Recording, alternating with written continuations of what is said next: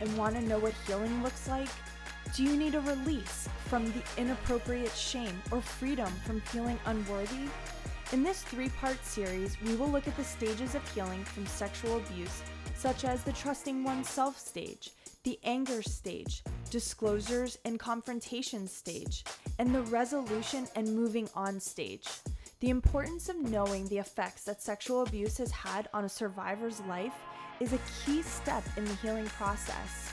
In order to heal deeply, a survivor must choose to heal and must be willing to go to those hard places. However you define healing, for whatever reason you find yourself here, we want you to feel supported and encouraged as you follow the path to healing and begin to regain control over your life. Hey guys, welcome back to Not Just a Hashtag. I am your host, Nicole Escobar, and I'm here with mental health counselor, Kristan Torres. Kristan, how are you? Good, Nicole. I'm so glad to see you. Glad to be here online. Thank God for Zoom. Exactly. You wanted to add your little disclaimer here.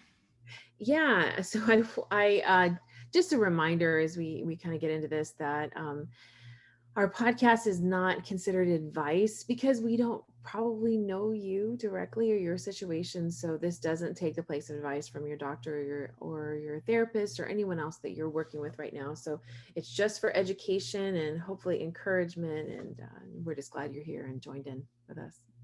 Yes, for sure.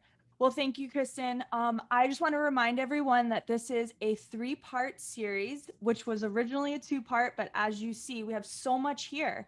And you know what? This could turn into a 5-part series because as we get into it, it's just there's so much here, and we don't want you to just move on. We don't want you to just play these and think, okay, wow, this information's in my head. Like, meditate on it, marinate in it, do whatever you need to do to understand it better and apply it towards your life.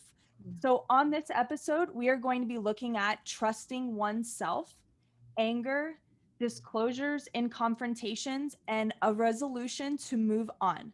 So, first, let's take a look at trusting oneself.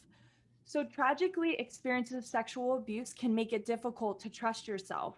If you were young when you were sexually abused, you may not have understood what was happening and you may have believed it was your fault. Children tend to blame themselves for any harmful things that adults, especially their parents, have done to them. Some children respond to sexual abuse by spacing out or disconnecting from what happened, similar to disassociating. The problem with this is when you cut yourself off from your body and your feelings, this can begin to happen automatically with intense experiences, even good ones, like doing fun things with friends or even having a sexual experience with your partner, one that's with love and good. This can leave you feeling disconnected from yourself or from reality, which then undermines your trust in your own experiences and your memories. It can affect your understanding of the past and what it means now, basically causing you to distrust yourself. But maybe you weren't sexually abused as a child and it happened with someone who pretended it was something you wanted. Or maybe when you were being sexually abused, they may have said or acted like it was something that was good for you. They undermined your ability to trust your own perceptions and instincts. So the question here is, how do we learn to trust ourselves? Well, if you're struggling with trust in these ways, you're not alone. I struggled with this. A lot of the survivors that come through our group say the same thing. So, two major goals in healing is learning how to trust yourself. And one of the ways you can learn to trust yourself is by finding people who are worthy of trust. You have to figure out who can be trusted in your life. What roles does this person play in your life? What information can you trust them with? And under what kind of conditions? Something that can be very liberating, and it was for me, is avoiding extremes, like telling others almost nothing about yourself or then saying too much. I always find myself to kind of go in the saying too much thing. And it was very liberating when I learned to put a boundary up, especially on my mouth, and had a little bit of a filter saying, you know what, this person doesn't deserve the right to hear that. Not in a mean way, but they haven't proven themselves to be safe to me. So they don't have to know why I'm running late. They don't have to know why I'm canceling an appointment or small things like that. So you can know if someone is safe by starting to disclose small little bits of yourself. And if they have proven to be trustworthy by keeping it confidential, or not gossiping, or not slandering, or not saying things that are rude and disrespectful to you, they have proven to be trustworthy, but they have to prove themselves. So if you're in therapy, that is a safe place where you can go and tell about certain things that you're walking through, the different feelings that you have, the different fears that you have. One of the lessons I've learned is that, especially when I was seeing my counselor every 2 weeks, I said to myself, if this can't wait to be said to her, then I need to call my accountability partner and share it with her. I was sharing information with all these different people because I was working through a lot of different things at the time when I first started going to counseling. And I realized, wow, I'm not connecting with these people like I thought I was. Like they're kind of judging me. I'm noticing that I'm not, like, they're looking down on me for the information I'm sharing. So I challenged myself, wait to tell your counselor. And if you can't tell your counselor, which should be your main person, then just have one accountability person that you can talk to. And that helped me. And it, people started to notice I was pulling back. And I have one specific friend who questioned it and was like, hey, I noticed like you're not stopping by my desk anymore and sharing things with me anymore. And I said, yeah, don't take it personal, but it's really important that I keep this stuff that is like hurting my heart or I'm struggling with my counselor. It's I'm trying to teach myself a boundary right now. And she was like, no, that's awesome. And to be honest, that protected her and it protected my relationship with her. And that made us stronger. Yeah. That bond, that boundary that I had. Yeah. So, Kristan, can you tell us how can somebody learn to trust themselves better? Well, and I think I want to bounce off something you said too about the counselor part of it. Let's say you are seeing a therapist or you're going to see a therapist. Like something I think most of us will acknowledge is that it's also okay that you may not feel fully comfortable right off the bat telling us everything. You literally, when you're starting with a therapist, you've literally just met us. So, and I'll point that out sometimes in our first session because I'm usually doing like the background, someone's background, and like kind of evaluating everything. And so I'm asking a lot of questions, but I'll tell them like, listen, if you're not ready to answer anything that I ask you, it's okay. It is always your right to say yes or no, or hey, I'm not ready to go there yet. A lot of times when people start therapy, they have been waiting so long. That's a lot of times how people come in, so they're ready to go and they want to get everything out possible. But at the same time, I really something that's really important in all of this is honoring where you are at in the process. And so, whether that's in the therapy room and you're not ready to talk about something yet, or you're never ready to talk about a particular thing, that's okay too. This is your story, this is your life that we're talking about. And so, again, taking your time on that and making sure that you're honoring how you're actually feeling. If you're really anxious, it's okay to say, I am so anxious, like today, like starting this is really nerve-wracking for me or really hard for me, or I felt so sick this morning.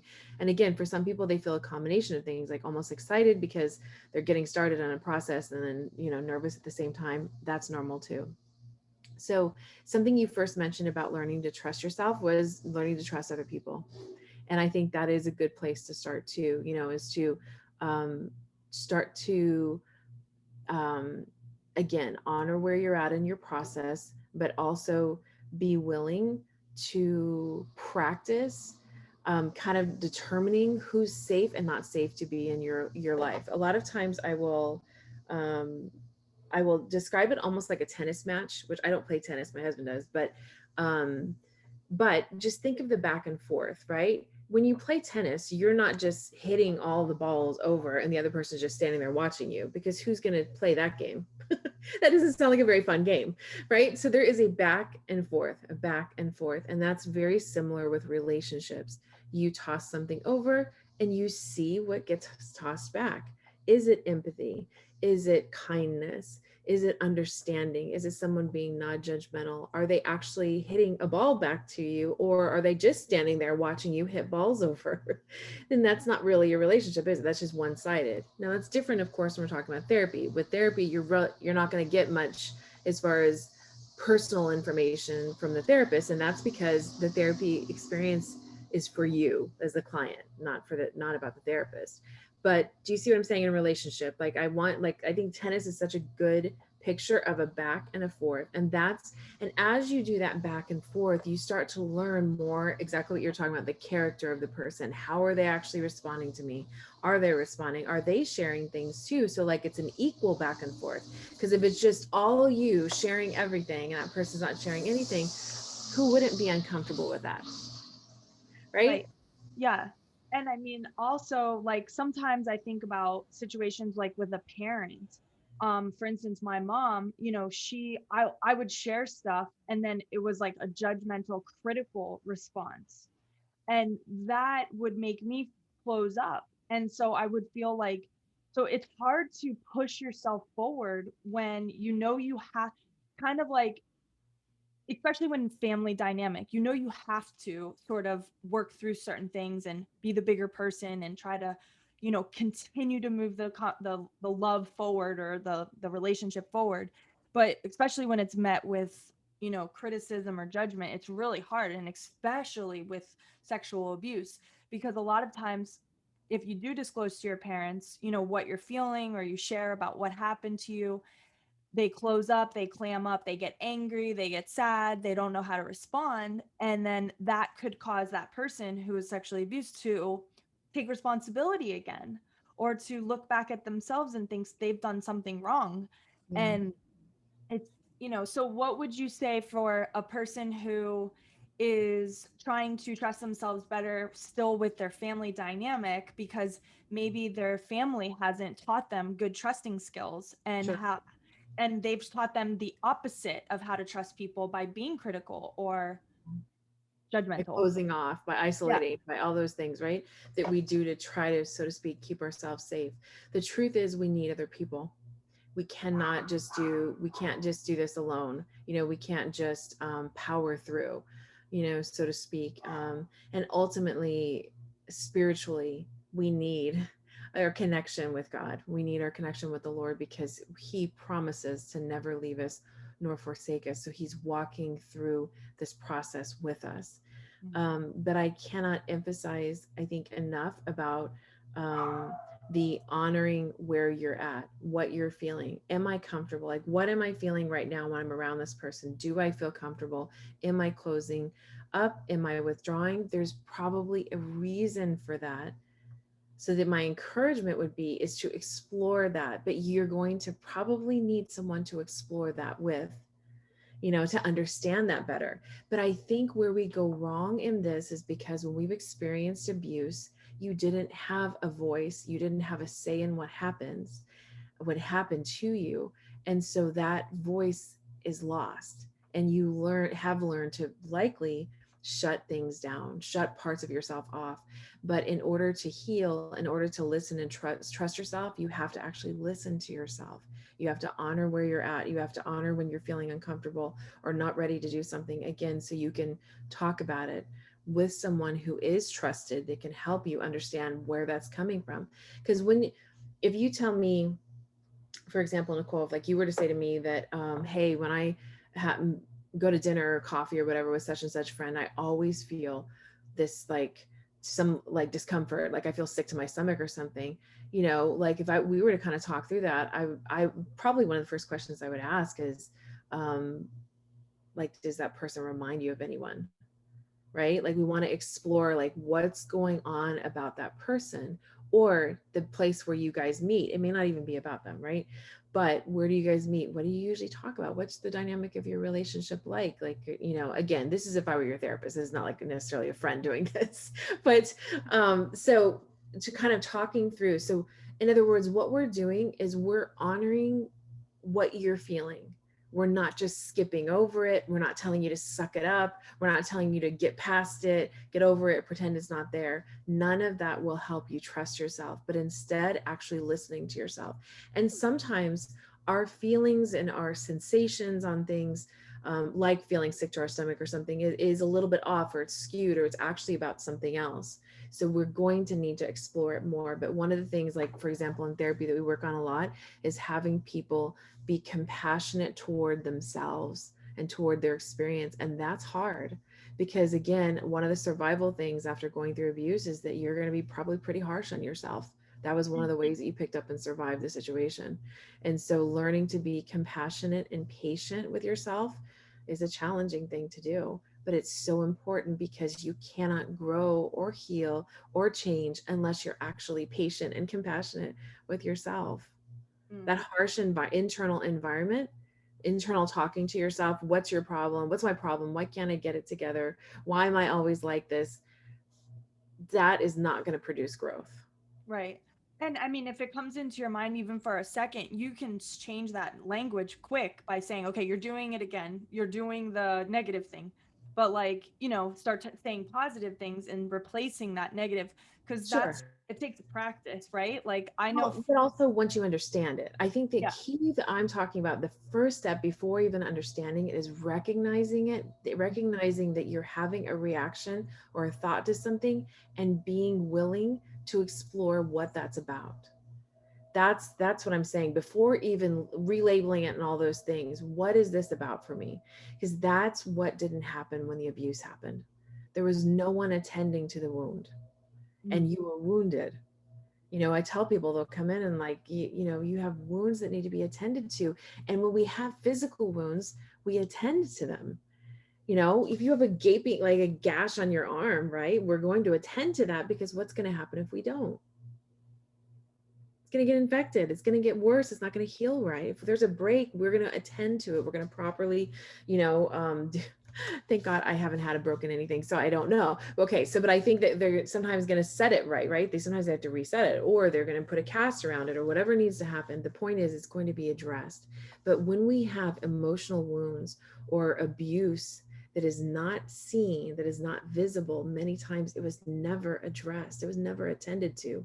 So in the healing process and learning to trust yourself, the fact that you have value and worth in what you feel and what your experience is, everything has to be slowed down and actually acknowledged before you can get to the point of relabeling and trying to, like, I can think more positively and I don't have to think negatively. That's all, those are helpful things. But the first step is, this is happening for me. Inside of me, I'm feeling this. Inside of me, I'm thinking this. And then we try to help people approach it with, again, that curiosity, patience, compassion, non-judgmental way. Got you. That makes a lot of sense. And I really like that. I think that's good, good feedback for somebody, especially myself, who wants to avoid like the coffee thing that you mentioned. I have a friend like that. Every time I'm around them, I just want to like, I'm like this person, and I don't, and I just try to like focus on them, on what their issues are. And I'm like, I wish they wouldn't be this way. Meanwhile, inside of me, when you started saying that, I was like, but then like, what do they bring out in you? And it's like, it's a discomfort of being around people who are in pain. I don't like it. I want to fix it. It's like my first response. And because I can't fix this person, ooh, this is a revelation right here. Because I can't fix this person, I just start criticizing, Hmm. you know? But in Interesting. actuality, you're recognizing the pain that they have. Yeah, You're and yeah, skipping right over the compassion part, right? And you're yeah, going, that's it. Screw this. I'm going to judge it because I don't think we want to feel that vulnerability. The yeah. fact that there's a lot of things in life we can't fix. There are people, we can't fix people. There are things we can't fix, things that happen to all of us, right? That we can't just erase. Mhm. And like that tension of like living in life and not being able to have a full handle on everything or have a full like agenda, step 1, 2, 3, 4, 5, and this is how I'm going to fix it. Like, it's just not that simple. It's Kristen, so can you honest. help us? We need help. I need like, how do we get to that? Like, that's like an enlightenment. That's like the epitome of where I want to be. That's like heaven on earth right there. To just be like, you know, to be able to live in the mess and be like comfortable in it. How do we do that? I don't know that there's a magic formula for that, as much as I think it has, for me, I think it has to do with worldview. We are not the Lord. I'm so grateful for the word of God because it tells us, it explains to us what's true. And if we look at the fact that we're in a world that is fallen It is, in other words, there is sin, there is imperfection in this world, and we're not going to have perfection until we get to heaven. And so, if that's the understanding, if that's the worldview in which I see the world from, or we can see the world from, then it changes our expectations. Now, this doesn't mean there's not room for healing and room for growth or any things we're talking about, right? God absolutely um, can do anything. Anything is possible with the Lord. Some of you guys have experienced that, you know, where you were one person 10 years ago or whatever, and you are an entirely different person now, you know, whether that's a healing process or things that have changed in your life or whatever that is, or things that God has freed you from, addictions, all kinds of things, right? So anything is possible. However, we don't live in a perfect world. We don't. And that's, I think we can all acknowledge, yep, that seems pretty true. So um being okay with that, I think, has to do with the fact that there's hope that this is not home, this is not forever, and the evidences of God's grace despite all of that, I think, are such a beautiful thing to me. You know, the bittersweetness of life too, right? At times, where so many times we're holding to experiencing things that are like, do you guys let me back up. When we experience those moments of such beauty in life, there's always a twinge of like sadness or disappointment a little bit, because we know it's not going to last forever, because we are in a world that is falling away. We are decaying. We will age. You know Right. what I mean? All those things. However, again, the balance of that is to still have hope, to still go after healing, to still pray for like things to get better, because they can. We don't have to give up and live in dysfunction or dysfunctional patterns. I'm not saying any of that. I'm helping, Lord willing, helping people every day get better, get out of dysfunctional patterns, heal from past hurts and abuses. But it will never be perfect. Right. That's very good. It's a great reminder. It gives us hope and it helps us to not look horizontally, but to Yeah. look vertically for Yeah. our hope. Um all right, well, now we're going to move on to anger. So right after that, we're now going to go talk about some anger. So, the experience of sexual abuse or sexual assault, especially as a child, teen, or young adult, can have a traumatic effect throughout your entire life. It's normal to experience anger in response to a traumatic event like sexual abuse. We often fear or try to avoid it because it's perceived as a destructive effect. Sometimes we hear statements like, hurt people. And what it communicates to us is that if we hurt, we will be angry and hurt others. If we grew up in a home where our parents were expressing anger through violence or abuse, you may perceive anger as an unacceptable emotion. The Yeah. one takeaway we want you to have from this episode is not all anger is bad or harmful. You have the opportunity to be angry and not go too far with it. Or in Christian terms, we say to be angry and yet not sin. Right. So, Kristan, can you tell us, how is anger helpful in the healing process and how is it not? I think, yeah, anger is a tricky one. Just like all those things you described, right? Like, I think sometimes we either are swimming in it, or we're completely denying that it's there. So we tend to go to extremes with it. And it does depend a lot of times too on our experience of anger, what we saw when we were kids, conflict and all those things. So anger, I think, is a really, though, natural human emotion and a natural reaction to injustice and unfairness. To actually acknowledge what you went through in your abuse, and that it was wrong, and that it was a violation of your personhood, everything about you, like that was a violation of that. Oh my goodness, I cannot tell you how important it is to have a period of anger. And that doesn't mean go try to find that anger within you. I don't mean that, but it's, again, allowing yourself to feel whatever you feel. And that can be scary. For some of us, the way in which you survived is to tuck everything away and deny every piece of it. And that's why, again, Nicole and I always talk about, please make sure that you have support, whether it's like the Trees of Hope support group, a therapist, a close friend, or someone that you trust. Do not just power through this alone and try to make yourself feel something, or I tell people too, I don't try to dig around and look for trouble where there isn't any. Like anger will display itself in different ways. And a lot of times, in fact, if it's not direct anger, meaning you're not feeling it like that tension within your body, right? The physical aspect of anger, because there's such a physical aspect.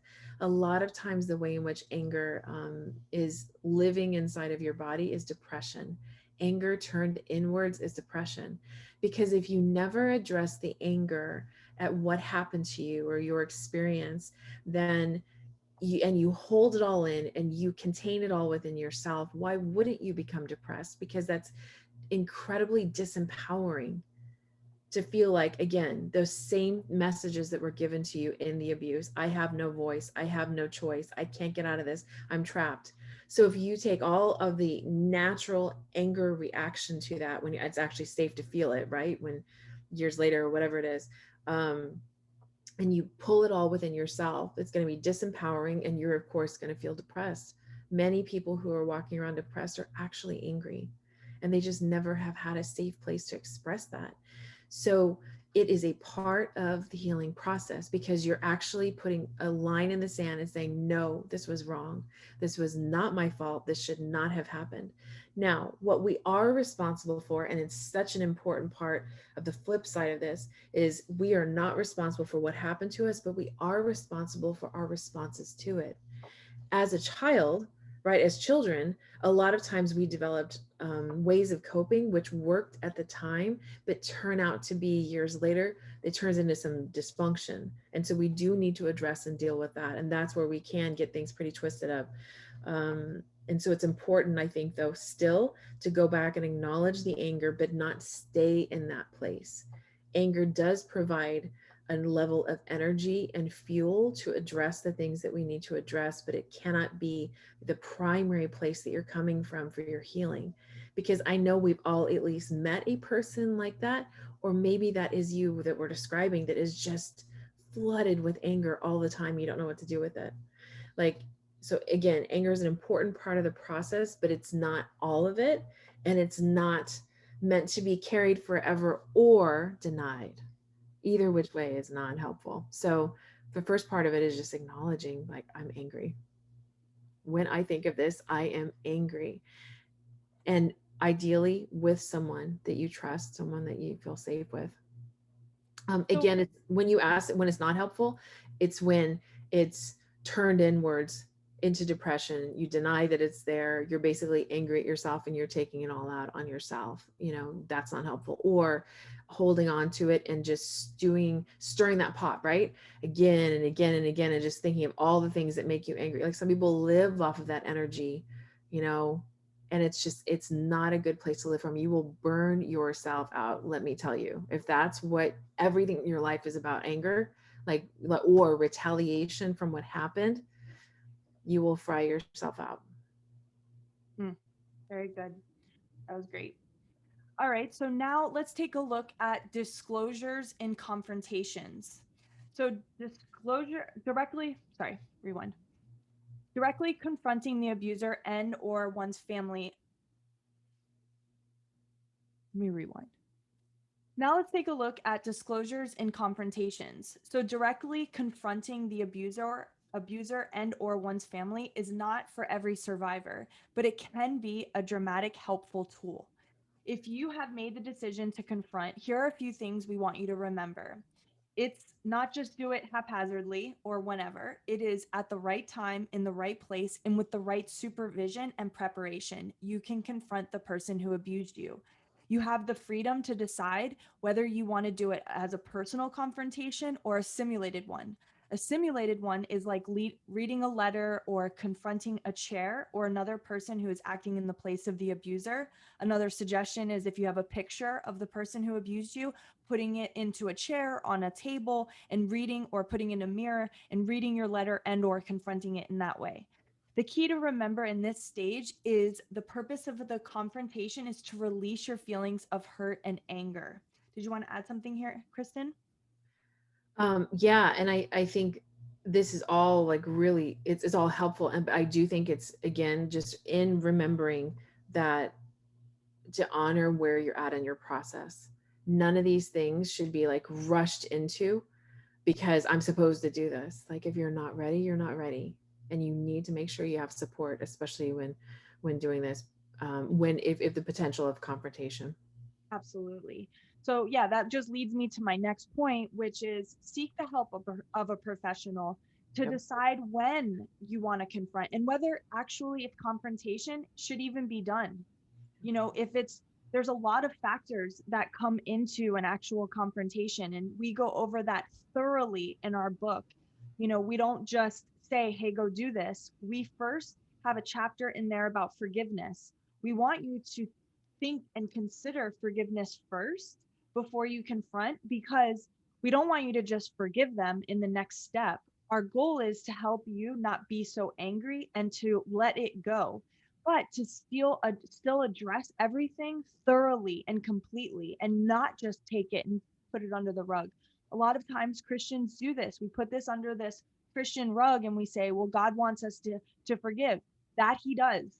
But in the proper time and after steps have been taken place, and after you feel and 100% that's where you're at, to not force it just because you think that's what you should do.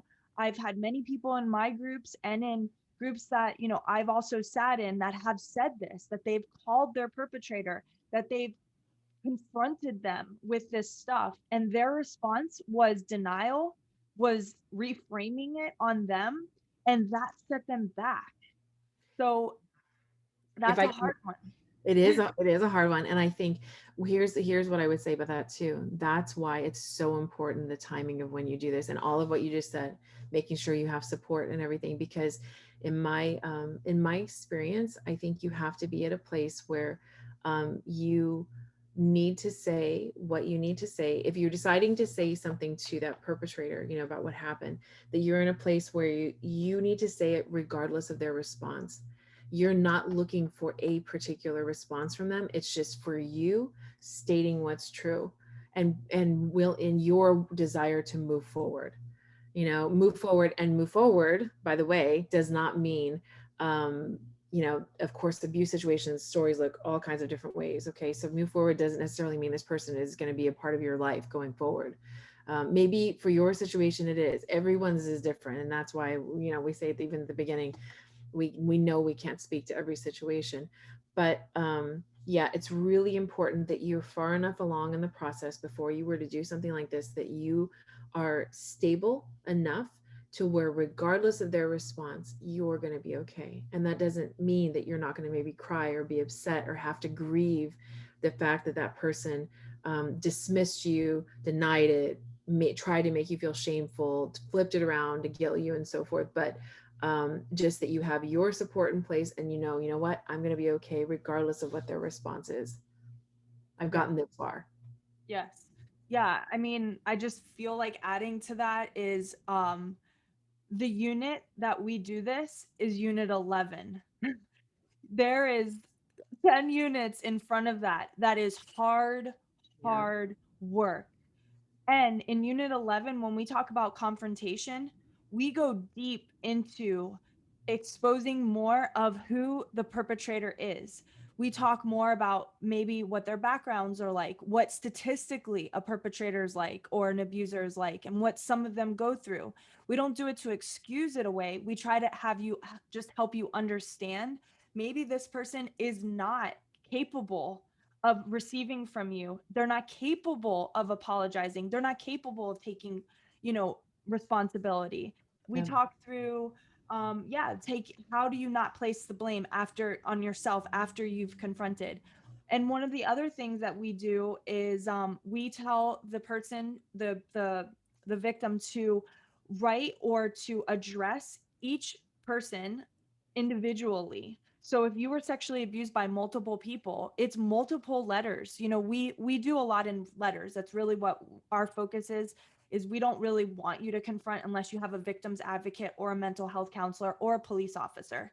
Yeah. So we talk a lot about letters, and a lot of us still know our abuser or it's in our family. And I'll tell you, pretty much almost 90% of the people who come to our groups, they've been sexually abused by an uncle, a cousin, a brother, someone in their family. So that's why this hits home really a lot, because this is for somebody who probably is still around this person. So they have the Yeah. ability to confront when healthy enough and those other things. But if they send a letter, um this the goal is to, you also want to send a letter to any co-perpetrators that allowed it to continue to happen. And the goal is for you, it's not for the confrontation with them and to stir up something. This confrontation is all about you. It's to help you stop rationalizing. It helps you so that you don't apologize for what happened to you, that you place responsibility on them. It helps show you how you don't have to make excuses for them, but by directly confronting the aggressor, it and telling them how the abuse has affected your life. It's important for them to know that. You have to confront with honest and open feelings. We don't want you to go too, you don't have to expose everything. They don't deserve that. They just need to understand that this affected you and that this has disrupted and changed your life. They took a piece of you. Your innocence was lost because of their act. And so, but again, you need to remember, the choice is yours. You don't, just because we're talking about it doesn't mean you have to go do it. It's not like that. So, should you be somebody that is considering a confrontation, I just want to give you just a couple of pointers as a checklist. We kind of briefly said them, but I want to give you more clear cut defined things to think about. And that is one, get a good counselor to assist you, right? We have them here. Go to our website, treesofhope.org/counseling. Establish clear goals for the confrontation. What do you want to achieve? If it's to get retribution, to get justice, I think you need to write several letters until you get to a point where you recognize the clear goal is for you. It's for your own healing process. Anticipate the perpetrator's reaction. It could go either way. Again, they could deny, rationalize, reframe. They could do a lot of different things. When I confronted my boss who was sexually harassing me, they reframed it and made it sound like, well, you're the one who's being like, flirty and coming at me. And I still hear his voice saying that to me. So I had to do I when I confronted him later on in life, I had to remember that no matter what he says, that wasn't the case. I knew who I was. I know what I was doing. I was aware, but he was still acting inappropriately. And it didn't change the way that I saw myself anymore. It did when I first did it, though. Then also, you want to anticipate your feelings in the heat of the confrontation. This is for somebody who potentially writes a letter and then the person wants to meet and talk about it. You may hear things that you don't like, and you want to just make sure that you are ready and prepared should things not go the way you desire. You want to determine the possible steps you would take depending on the person's response, and be prepared to process the pain produced by this confrontation. Like we said, have a counselor. This is, if you have not gotten one yet, this is a perfect time to have something like this in your life to work through all of this. And maybe a counselor would even tell you you're not ready yet for that. You're Yeah. not ready at all. I have before, by the way. I have told people before. Because I just knowing of you know, the situations and so forth, it's just really important that you know where you're at. And so I told people it's not time yet. Right. No, yeah. So It doesn't mean it can never be time. absolutely not. Yeah. Nope. And It's just not time yet. yes. And that's why what we're saying is that this is not a step one, step two, step three, and you can't graduate from all the steps if you don't get to the step, right? Like this may be something way down the road. And again, a simulated one might be a perfect one for you to do just to get the idea of what could happen. Oh I my God. mean, That experience is so powerful. Yeah. There's so just, powerful. yeah, like those the empty chair is what they call it. That's a technique, Yeah. or an exercise in therapy, Gestalt therapy, and it's very experiential. So what that means is it's you do hands-on things like that, like role playing and so forth, and so that it's called the empty chair. And that's where you talk to the chair as if that person were sitting there. And it can be a very therapeutic experience. And even the writing letters, we do something exercises called therapeutic letters. And that's where you write it, but you don't actually send it too, because sometimes you can't send it. The person's no longer alive, or that's just, it's not even possible. Yeah. Um, so it still can be a really therapeutic experience to do Well, that. that's exactly what I did. I wrote the letter. I never would see this guy. One is in jail, the other one is I have no idea where. He could be dead for all I know. So I wrote this letter and I read it out loud. That was the key. And that took me I I acted like I was so tough for all these years and said that this didn't affect me. And then when I did the letter, I was like, oh, I'm not going to cry. Everyone else is going to cry. So, just be prepared to just breeze through this. And I was like, God, please help me with my emotions. I don't want to seem too tough. The minute I opened my mouth, I was like, dear, and I just started boohoo crying like a baby, couldn't stop, couldn't get through the letter. Oh my gosh. I was so like, and I looked at my friends who happened, they weren't my friends before the group. They became my friends through the group. But I looked up, they were boohooing crying, and I was like, I'm so embarrassed. And they were like, dude, take your time. I ended up being the one getting like counseled that day. But But Nicole, it's so beautiful though, because you let yourself go there. These things are hard, and tears are so natural. They're it felt so, so good. When it was yes. done, I was like, whoa, I am set free from this. Like, I didn't realize how bad it was taking me down. I didn't realize how captured I was by it. And I was set free the moment I was done with that letter. It was like, I don't even see them in the same light anymore. That's Actually, I was walking down on the beach and I ended up seeing one of the boss that's actually harassed me like my whole 5 years that I was there. And I saw him. And typically, if I would have seen somebody like that, and being the old me, I would have been like, screw you, like kind of raging at them. And I just was like, hey, and I just kept walking. And he was like, wait, come here. And I was like, no, no, no. And I just kept walking. And I felt really strong doing that too. Like, no, I'm in control. I don't need to turn around for you. awesome. Awesome. That's beautiful. Very cool. Well, the last thing I just want to mention about a confrontation is just remember a confrontation is successful because it communicates truth, whether or not the person responds positively to that truth. The reality is the secret is revealed. You Yep. are no longer protecting a person who has hurt and confused you. You are no longer a victim under this person's power and control. That is success and victory. You may feel hurt and disappointed by their response, but don't let those feelings rob you of the reality that you have faced the biggest fear you will ever probably face in your life. You finally have begun to learn how to experience the serenity to accept the things you cannot change, the courage to change the things that you can, and the wisdom to know the difference. So true. So now the last one, which is resolution and moving on. So this is the stage as you move through these stages again and again, you will reach a point of integration.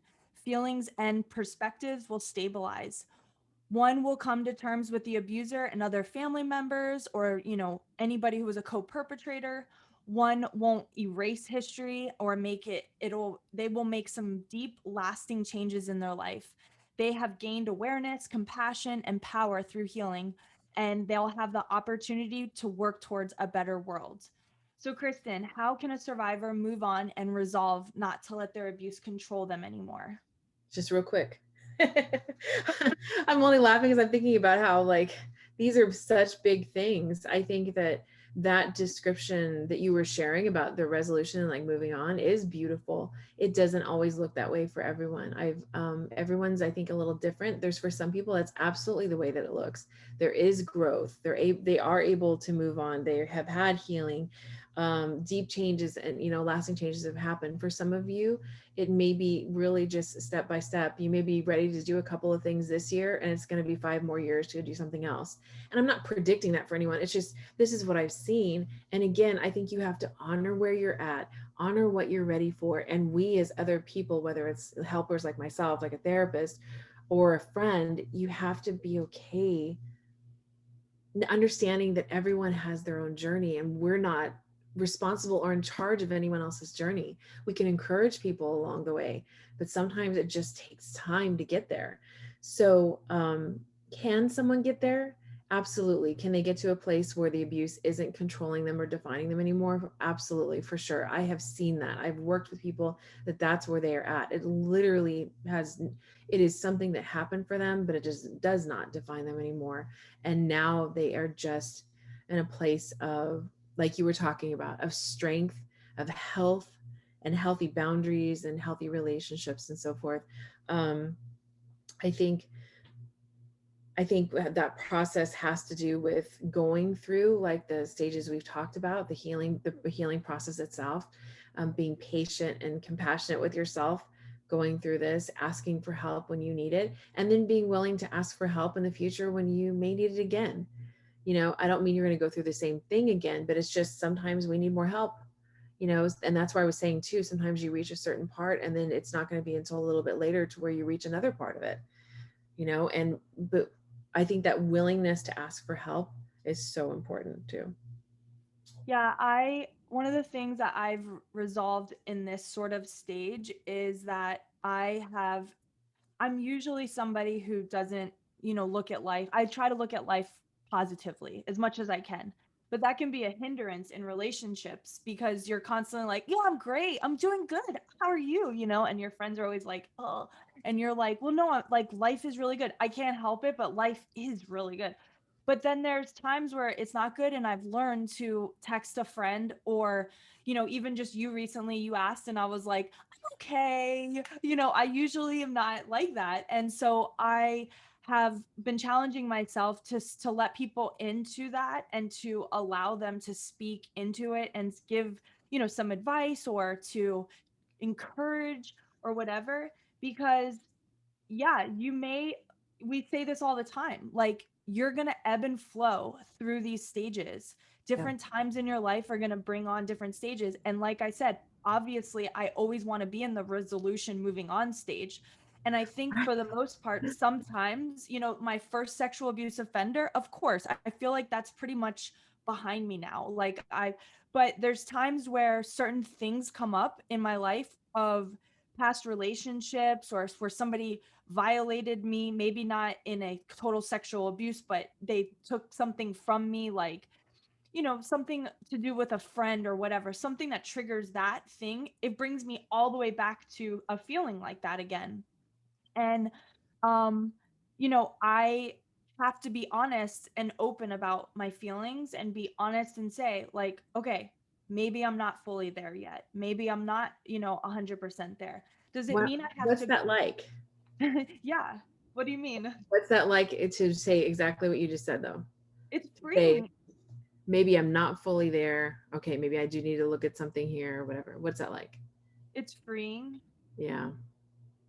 It gives me like it's I don't want to say humiliating. That's not the word I'm Human. looking for. It's humbling, Like, yeah, yeah, you yeah, know, and it helps me. I mean, obviously I'm a Christian, so I when I have those days, I go, okay. And I don't mean it's not this is not a cliche type thing. Like, Lord, I need to lean into you with this. I'm yeah, struggling. I'm scared. I'm afraid of what's going to happen in the future. I don't know. I'm feeling triggered by this. God, please show me why. Where is this coming from? yeah, And being willing to allow him to say those things and show you, because I'll go on a 30-minute walk. I try to do one every day, and things will come to me like, oh, okay, when you prayed that yesterday, okay, I see where that's coming from. Okay, when that friend, hurt your feelings, you still have unforgiveness in your heart, yeah, you yeah. know, things like that. Absolutely. Yeah. And I think going back to that, being willing to listen to yourself and what's going on, it is also being willing to hear those hard truths. You know what I mean? Of like, oh, that's because I'm holding on to these things that I really need to forgive, or whatever it is. So yeah, that's really good. Yeah. Okay, so we did it. Woohoo! We we finished finally. I'm happy because I really love these three episodes. They were so enlightening for me. They helped me grow as a person, and I hope they're helping you guys grow. Somebody said something so beautiful to me the other day, and it's I've heard this before, but they were saying it's like a jigsaw, or not a jigsaw puzzle. Yeah, a puzzle that all the different pieces are thrown out, and these episodes have been helping them sort of put the pieces together and make the picture. And I Mm, was like, "Oh, that's so good. That's so cool. Like I love that. That's why we do these." yeah. And so share this with any of your friends. Give us a review. Let us know how we're doing, and if these are helping you. And feel free to email me anytime. My email is podcast@treesofhope.org. Again, that's podcast@treesofhope.org. So that's it. We will see you next time for episode 38. We love you guys, and we'll see you then. Bye. Bye.